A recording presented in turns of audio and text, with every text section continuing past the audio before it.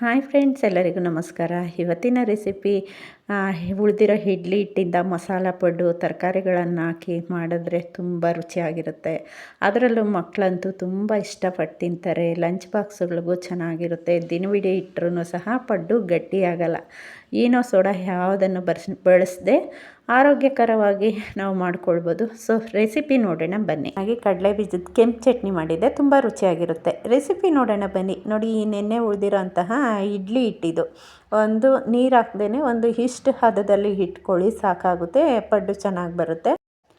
ಈಗ ಒಂದು ಪ್ಯಾನ್ ಇಟ್ಕೊಂಡು ಪ್ಯಾನ್ಗೆ ಹೆಚ್ಚಿಟ್ಕೊಂಡಿರೋಂತಹ ಈರುಳ್ಳಿ, ಸ್ವಲ್ಪ ಎಣ್ಣೆ, ಹಾಗೆಯೇ ಸ್ವಲ್ಪ ಸ್ವೀಟ್ ಕಾರ್ನ್ ಆಪ್ಷನಲ್ ಹಾಕ್ಕೊಂಡ್ರೆ ಚೆನ್ನಾಗಿರುತ್ತೆ. ಇಲ್ಲ ಅಂದರೂ ಸ್ಕಿಪ್ ಮಾಡ್ಕೋಬೋದು.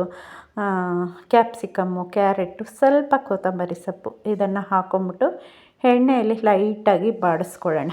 ಬಾಡಿಸ್ಕೊಂಡು ಬಿಸಿ ಕಮ್ಮಿ ಆದಮೇಲೆ ಆ ಉಳಿದಿರೋ ಅಂತಹ ಇಡ್ಲಿ ಹಿಟ್ಟಿಗೆ ಇದನ್ನು ಸೇರಿಸ್ಕೊಂಡು ಚೆನ್ನಾಗಿ ಮಿಕ್ಸ್ ಮಾಡಿಕೊಡೋಣ. ಸೊ ನೋಡಿ, ಈ ಹದದಲ್ಲಿ ಹಿಟ್ಟನ್ನು ರೆಡಿ ಮಾಡ್ಕೊಳ್ಬೇಕಾಗುತ್ತೆ.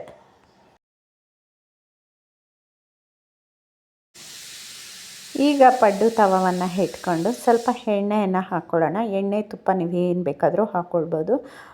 ಚೆನ್ನಾಗಿ ಬಿಸಿ ಆದಮೇಲೆ ಒಂದು ಚಿಕ್ಕ ಸ್ಪೂನು ಅಥವಾ ಸೌಟಿಂದ ಈ ರೀತಿ ಪಡ್ಡು ಮೇಕರ್ ಎಷ್ಟೈತೋ ಅಷ್ಟಕ್ಕಿಂತ ಒಂದು ಸ್ವಲ್ಪ ಮುಕ್ಕಾಲು ಭಾಗವನ್ನು ನೀವು ಹಾಕ್ಕೊಂಡು ಮುಚ್ಚಿ ಒಂದು 5 ನಿಮಿಷ ಬೇಯಿಸ್ಕೊಳ್ಬೋದು. ಈ ರೀತಿ ಬೇಯೋಂಥ ಟೈಮಲ್ಲಿ ಎಣ್ಣೆಯನ್ನು ಸ್ವಲ್ಪ ಮೇಲೆ ಸ್ಪ್ರೆಡ್ ಮಾಡಿ ಬಿಡೋಣ. ಸೊ 2 ಕಡೆ ಪಡ್ಡು ಚೆನ್ನಾಗಿ ಬೇಯುತ್ತೆ ಸ್ವಲ್ಪ ಎಣ್ಣೆಯನ್ನು ಹಾಕ್ಕೊಳ್ಳೋದ್ರಿಂದ.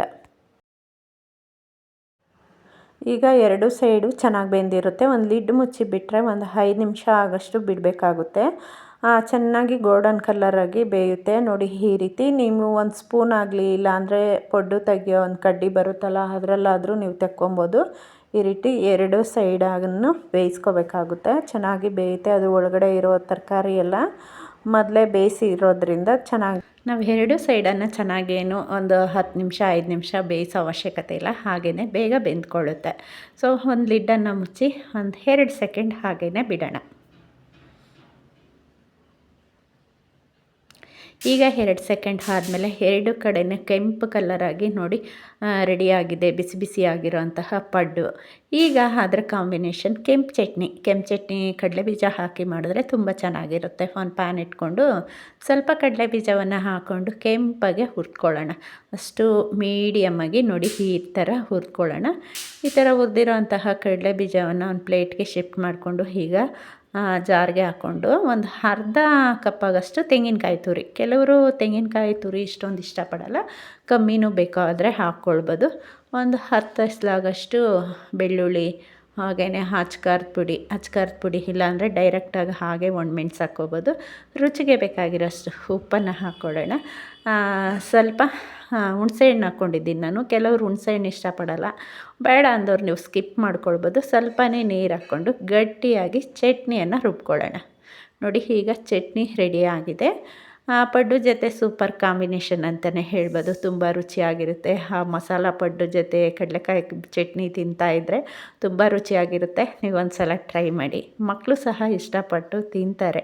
ಈ ರೀತಿ ಈಸಿ ರೆಸಿಪಿಗಳಿಗಾಗಿ ನನ್ನ ಚಾನಲ್ನ ಡೈಲಿ ನೀವು ವಾಚ್ ಮಾಡ್ತಾಯಿರಿ.